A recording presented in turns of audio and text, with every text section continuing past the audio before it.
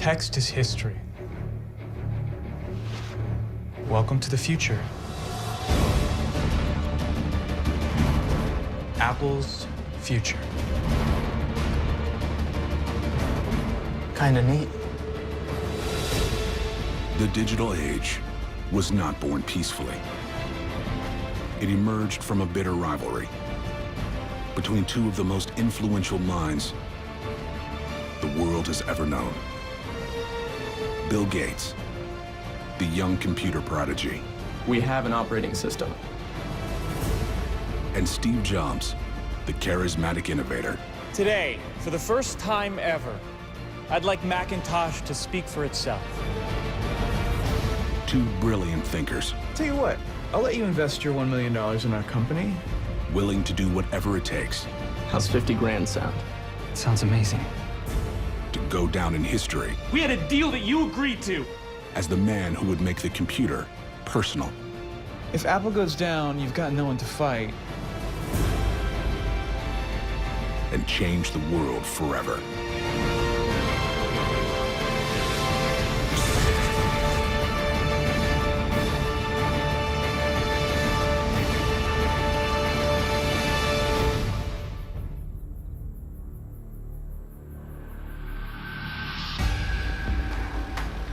A teenager and his friend are on a mission to hack into their local computer center and help themselves to some free computer time.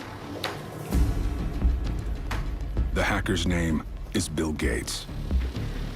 Bill Gates was a guy who came from a well-to-do family in Seattle, had a great education, was a smart guy, was by all accounts a very driven and competitive guy. That was his nature. Bill wanted to win. Even as a teenager, Gates possesses a rare knowledge. He knows how to operate a mainframe computer.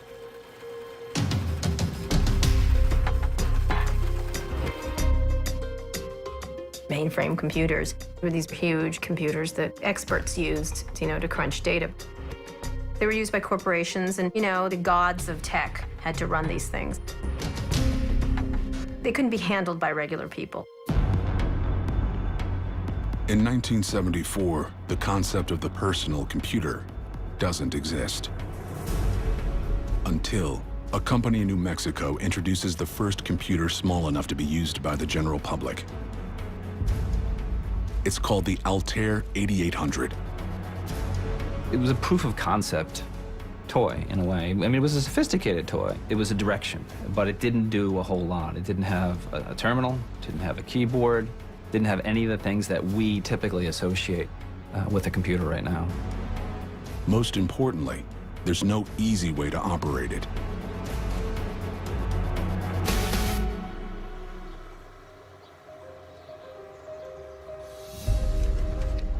When the Altair is released, Bill Gates is a student at Harvard University. Gates and his friend Paul Allen know that to be useful, the Altair needs a programming language.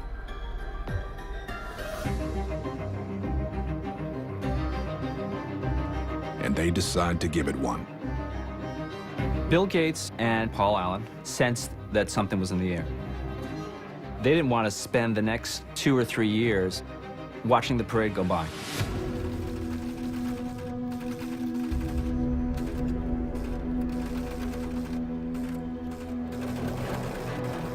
They use an early form of programming in which holes are punched into spools of paper in patterns that form commands.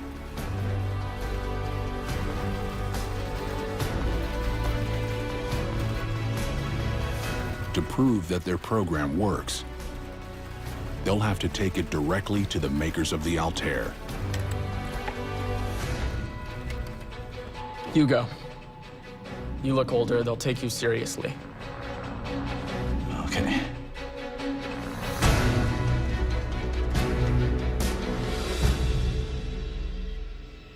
But Gates and Allen aren't the only ones determined to make computers easier to use. 3,000 miles away, the future of the personal computer is being imagined in a completely different way.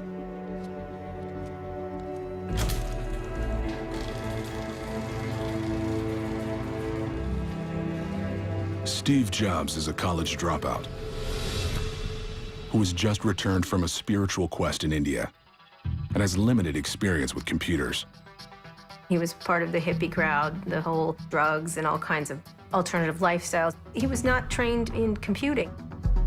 One of Jobs' friends is Steve Wozniak, an electronics and computer hobbyist, who's come up with a radical idea. Hey, What you working on? I got something new. Check this out. Wozniak has built a computer with a microprocessor, like the Altair. But he's added two other key components: a keyboard and a monitor. Instead of having to punch code into paper, programming can now be written directly using the same keys found on a typewriter. It was a eureka moment. I could type commands on the computer and they came up on my TV screen. These things I call eureka moments are surprises that even you didn't realize how important they were going to be for how things work. Jobs is immediately intrigued. But unlike Wozniak, Jobs is less interested in how computers work and more interested in how he can sell them. Steve was the total businessman. He wanted the company. I just wanted to build cool products. And that was pretty much our relationship. We needed each other so badly.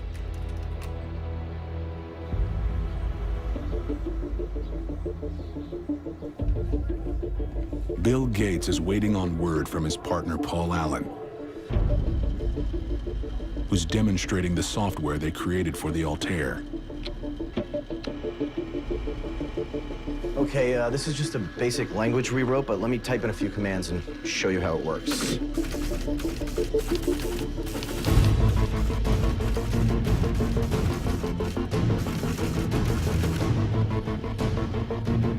You don't know which ideas are going to have the greatest potential until you've actually put them in practice.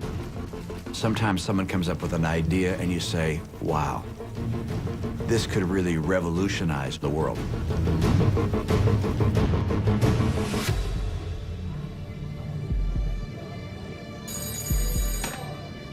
Paul?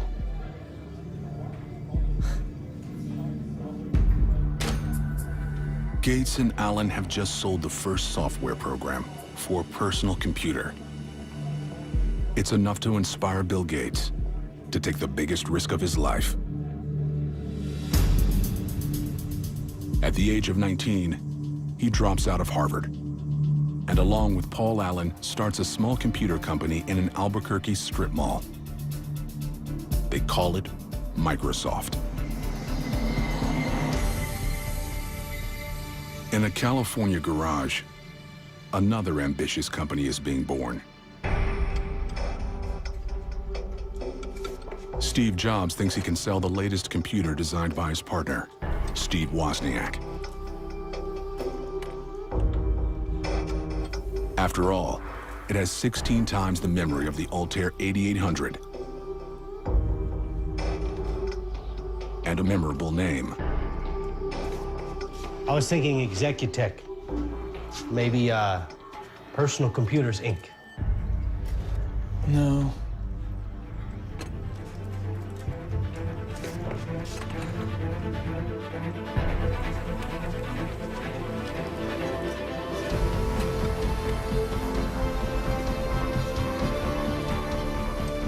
It was a brilliant name because it made people laugh. It was sort of a disjuncture a bit.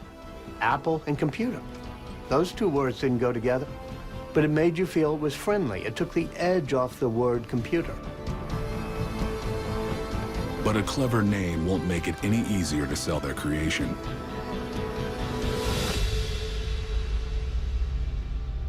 Well, as you can see, we're using the ASCII keyboard and as well as the MOS 6502 chip. Why didn't you use the Intel 8080? It's more compatible. You can see the design here. If you want to know like. more, you can buy one. I think we've shared enough. Even with the revolutionary addition of a keyboard and monitor, The Apple I is a flop. Jobs only sells 200 units to computer hobbyists.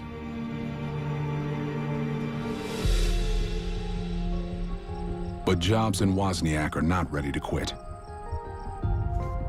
We knew we were going to be successful. We never once thought we would fail.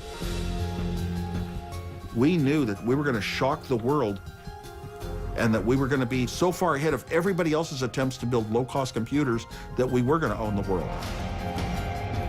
While Steve Wozniak works to make their processors faster,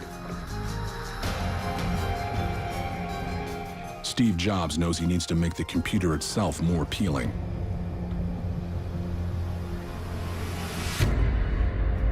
Not only to computer enthusiasts, but to everyone. He begins to imagine a fully contained machine, incorporating all the needed components into a revolutionary, easy-to-use design.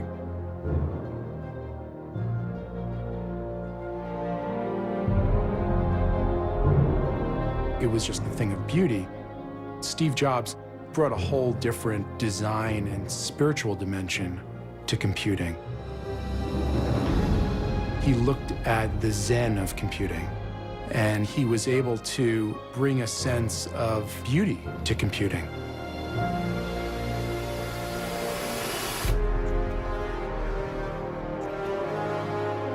The Apple II was about to change the computer business forever. And one man is determined not to be left behind.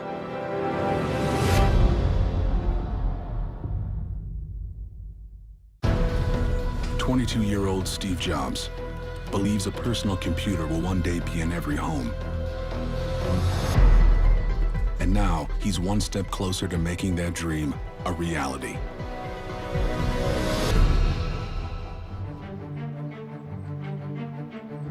In June 1977, the Apple II was released, and it's unlike anything the public has ever seen before. Its easy-to-use design is an instant hit with consumers. And within a year of its release, the company is bringing in $8 million in sales. We started selling right away. We were so advanced in the computer world. It was color, it was graphics. We were so many light years ahead of everyone else.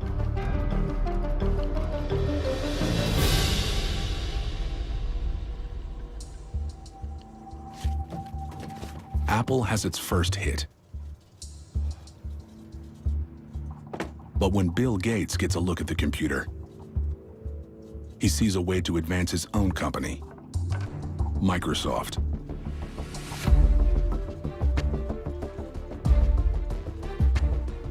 The Apple II may be perfect for everyday consumers, but its programming isn't compatible with most business software on the market. Gates knows if he can give it the ability to run business programs, he can cash in on Apple's success. Gates and his engineers spend months developing the Soft Card, a circuit board that plugs right into the Apple II, allowing it to run business software. But in order for Microsoft to benefit from its design, two of the greatest minds in the computer industry will have to meet face to face.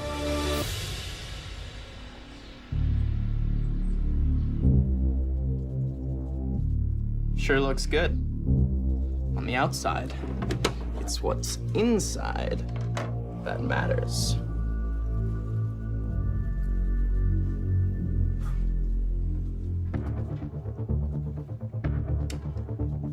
You know how to write code? I hire people for that. Steve Jobs and Bill Gates were like a binary star system. Starting in the 1970s, they orbit around each other. They each have a grand gravitational pull. Now you'll be able to run everything out there. Word processors, spreadsheets. Bill Gates has just given Steve Jobs a way to turn his popular home computer into a powerful business machine. It's a win for Apple and for Microsoft. By 1980, selling soft cards to Apple users has become Microsoft's #1 revenue source. And the company triples its sales.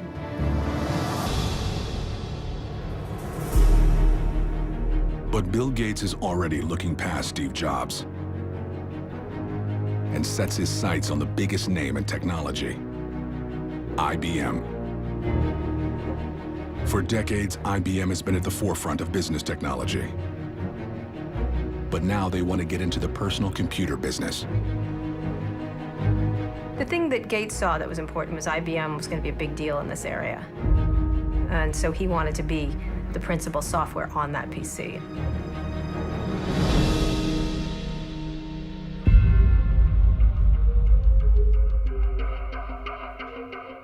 What we're really looking for is an operating system.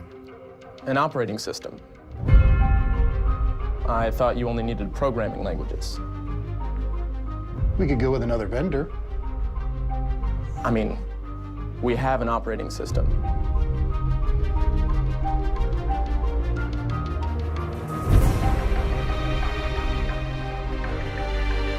Gates makes a deal with IBM. Even though Microsoft hasn't actually built an operating system yet.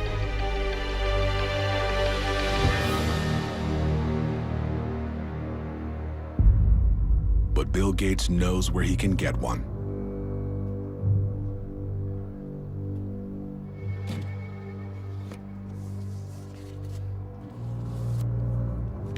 How's 50 grand sound? That sounds amazing. Who'd you say it was for? Confidential. Gates purchases an already finished operating system from a small software company and renames it Microsoft DOS. Basically, they said, we're going to pay you $50,000 and we can do with this anything that we want with it. And the company was glad to sell it to them. Armed with an operating system, Bill Gates now has the upper hand.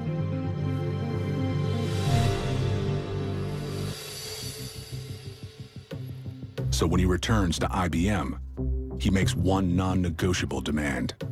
I'd like the right to sell it to third parties. Gates is making software, and software was king. And so Gates made the very shrewd idea of creating software that could be on any device. And I think IBM was not thinking of it in terms of where it was headed. Gates negotiates a non-exclusive license to IBM for Microsoft DOS. Now, Microsoft has the right to sell their operating system to any computer company in the world. It probably ranks as the greatest business deal in history. The money that DOS brought in made Microsoft an incredibly wealthy company. And when you have a lot of wealth, you have a lot of power. And you can begin to shape an industry.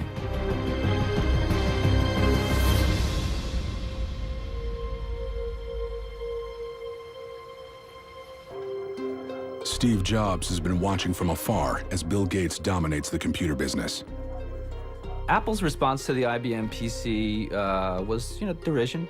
They thought it was a big, clunky, inelegant box, but they were also smart, and they knew anything that IBM stepped into, it was gonna own a chunk of that market. Jobs knows if he's going to keep Apple competitive, he needs a big idea. This guy, Jeff Raskin, suggested we go to Xerox PARC Center. He said they have some things you should see. They're under wraps, they're kind of secretive.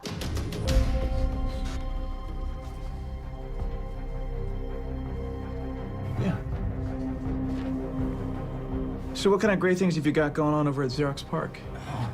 Some object-oriented programming, network stuff. Nothing as exciting as you guys. I tell you what, I'll let you invest your $1 million in our company if you give us a full tour of your facility.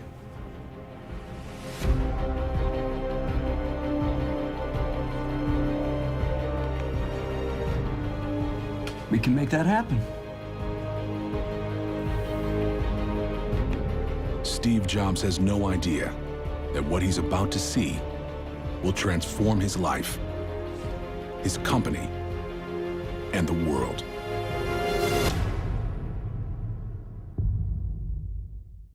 Andy, you're on the Mac team now. Burrell, you're also on the Mac team. And Mike, you're coming as well. Design meeting tomorrow morning, 8 a.m. Jobs makes one non-negotiable demand. Everyone on the team must be as passionate as he is. Steve Jobs, he had a certain vision. He was not particularly pleasant to deal with a good chunk of the time. Politics sucks, okay? There were amazing stories about the pressure cooker that the Macintosh team was under, but he was also the most charismatic guy who ever walked the planet, according to anyone who ever met him or worked with him.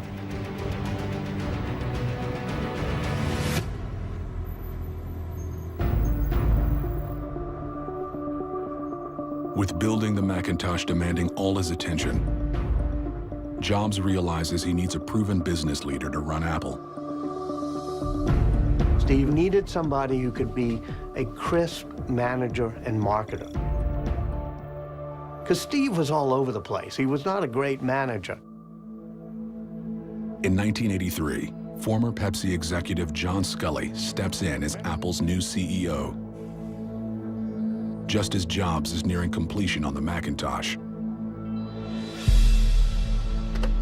We're all set. All the top guys? Yep. All in for the Mac. Who'd you pick for software? Microsoft. You trust Gates? There's no one better. What he did for Apple II, insanely great.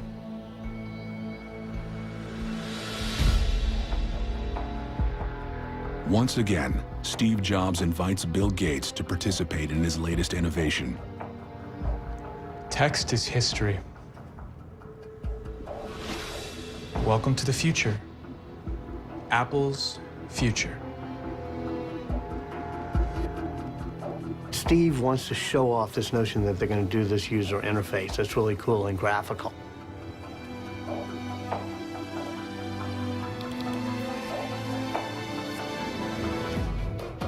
And Gates thinks it's absolutely wonderful, and he's willing to write Microsoft software to be part of it. Kinda neat. But Gates senses an even bigger opportunity for Microsoft.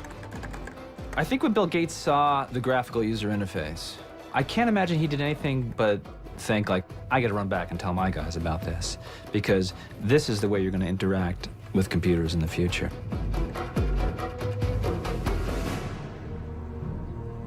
What's wrong with ours? It's brain dead. His can slide windows around. He can have two open at once. Why don't we just drum up a lookalike? We need to beat him to the punch. This has to happen now. Bill Gates decides to go after Apple directly.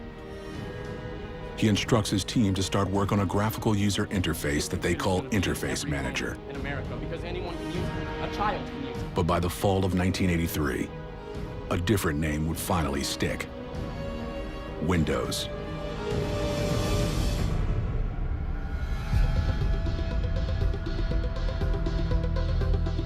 When word of Microsoft Windows reaches Steve Jobs, he's only weeks away from releasing the Macintosh, the idea he's devoted the last 3 years of his life to.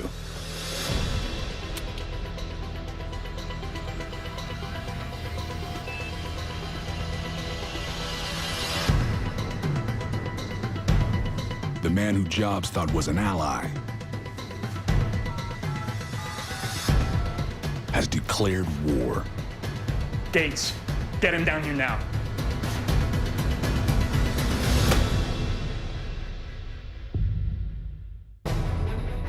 Steve Jobs and Bill Gates are both staking their futures on the same revolutionary approach to software for the personal computer. But in the effort to get to market with it first, the one-time partners are now at war. Gates, get him down here now.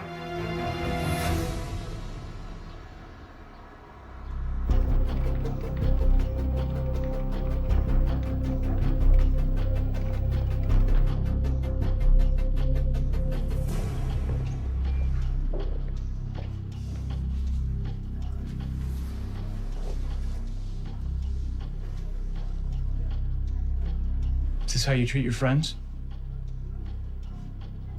I trusted you.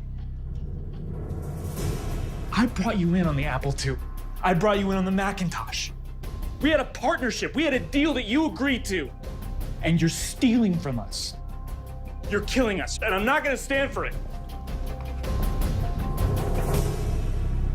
Bill Gates is a smart guy, and he's a smart businessman, and he recognized an opportunity.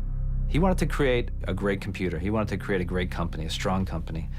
And you do whatever you have to do to get that. Windows is still 2 years away from being ready. But Bill Gates knows he needs to beat Jobs to the announcement.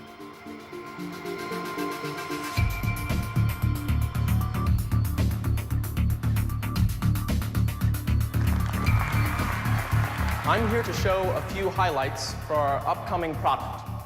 It sports a user-friendly graphical interface. Timing is such a factor in these things. So it's like, okay, let's start. Something from nothing. That's the spirit of Silicon Valley.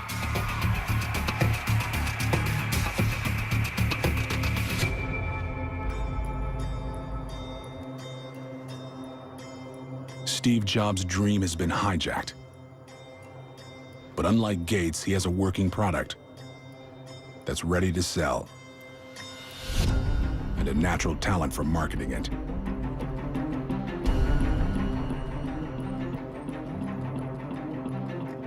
Many of us have been working on Macintosh for over 2 years now.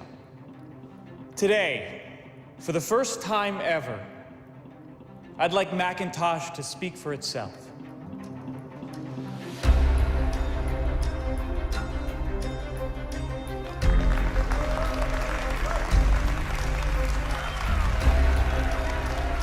Hello, I am Macintosh. It sure is great to get out of that bag. The Mac was the ultimate fusion of beauty with technology. The world's first truly beautiful machine. It looks like it's smiling at you. It looks friendly. That made Steve Jobs' heart sing.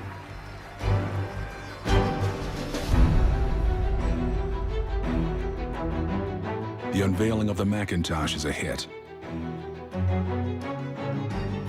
But the computer itself is slow and struggles to find buyers.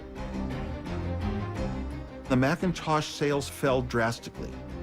We had a factory designed to build 80,000 Macintoshes a month, and the sales fell to 500 a month. Our Apple stock dropped in half. This is scary stuff for a company.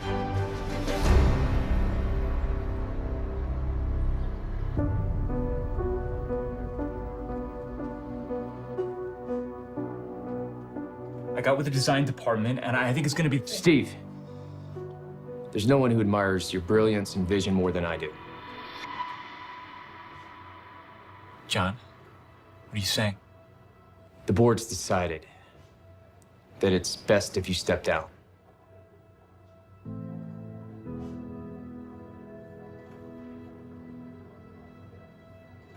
Steve Jobs had created a board of people who are all almost like father figures to him.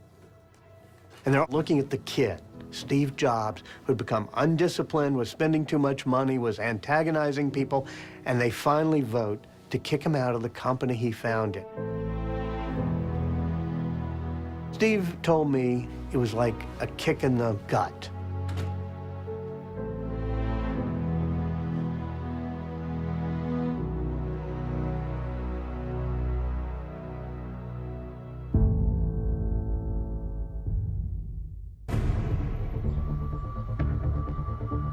In 1985, the Macintosh fails to light the world on fire.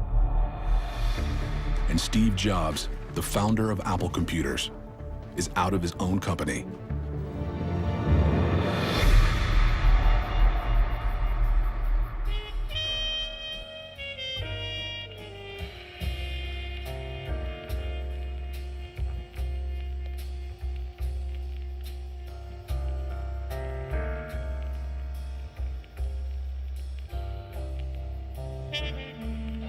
A man who once seemed an unstoppable pioneer has been cast aside.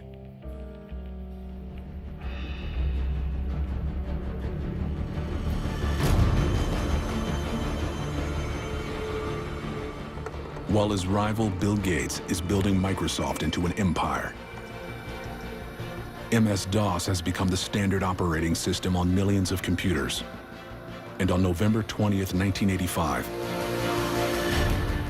Bill Gates and Microsoft introduced Windows to the world.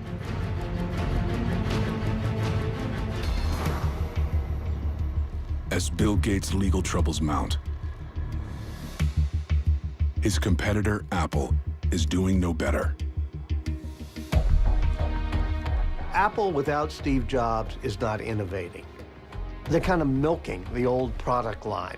They don't even have a good new operating system. With Windows dominating the industry, Apple's share of the home computer market falls to 4%. And in 1996, the company loses $1 billion. Apple was struggling. Apple went through a series of CEOs that were treading water. You had, Scully, you had Gil Amelio, you had Spindler. Apple was within a month or two of going bankrupt.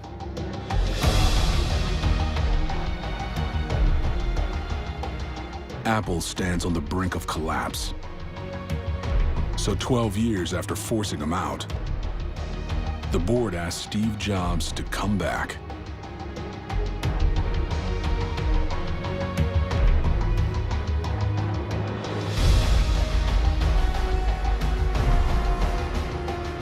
But before he can begin making Apple innovative again, Jobs knows he's going to need an infusion of cash, and fast. To get it, he'll have to turn to an unlikely source. Hi, Bill. Bill Gates is under investigation for running a monopoly. Steve Jobs is back at the company he founded, but it's on the verge of bankruptcy.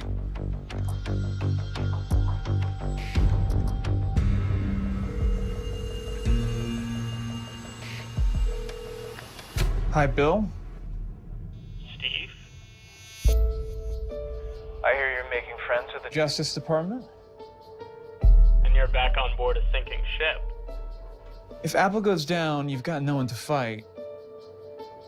But if you keep us in the game, you can go on winning. Think about it. It didn't behoove Gates for Apple to go away at that stage of the game. If you have no competitor, then people say, you own all the market, and that's not a good thing. It's better to have a crippled competitor than no competitor at all.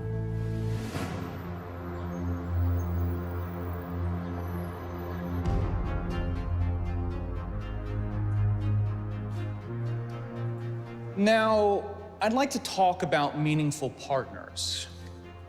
Apple lives in an ecosystem, and it needs help from other partners. And I happen to have a special guest with me today via satellite downlink, and if we can get him up on stage right now.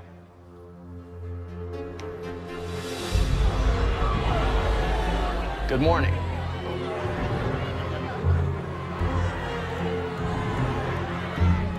This was a remarkable moment when Steve Jobs brought Bill Gates up on the screen. The cult of Macintosh jeered and booed him.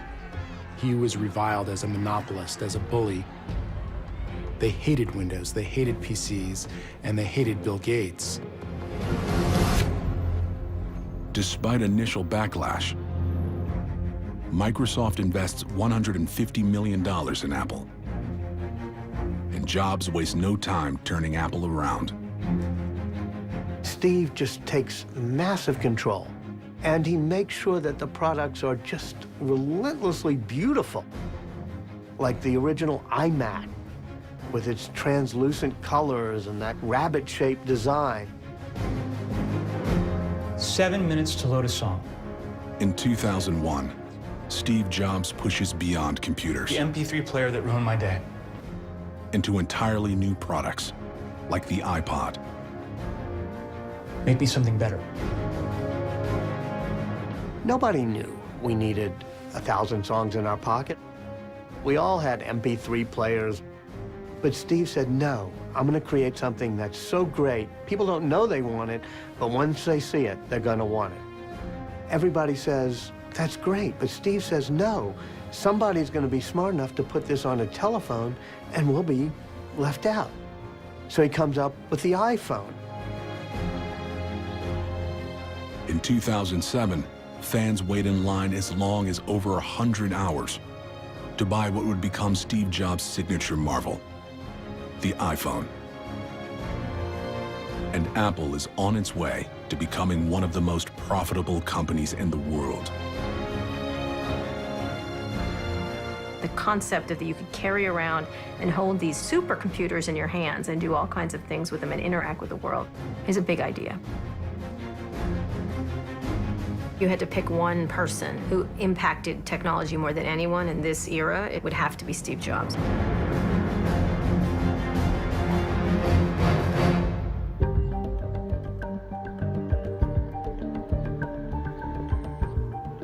While Steve Jobs' reputation soars, Bill Gates has an image problem.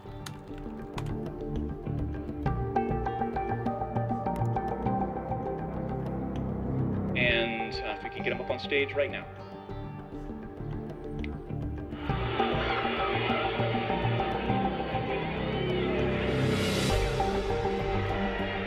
He wanted to be beloved, and he wanted his name to go down in history in the pantheon of great men.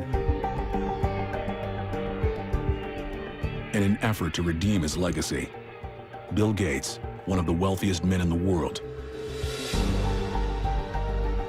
turns to philanthropy. He was motivated to become a philanthropist not only to make the world a better place, but to rehabilitate his image. The Bill and Melinda Gates Foundation becomes the largest private foundation in the world. Gates now is very compassionate and very wise, and has come around to the thinking that we all are on the same team. He's going to leave the world a better place.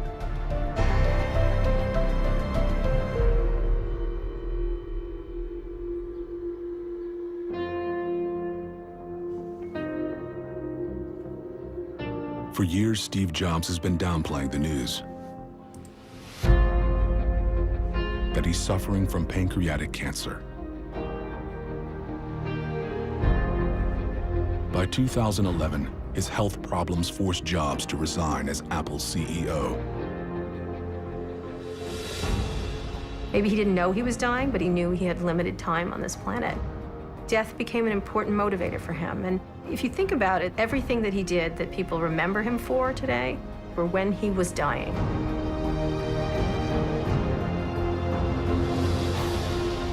His death is mourned the world over by legions of fans as devoted to the man as they are to his machines.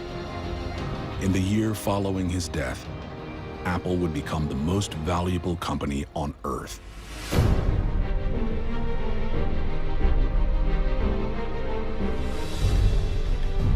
The relationship between Steve Jobs and Bill Gates was very complex.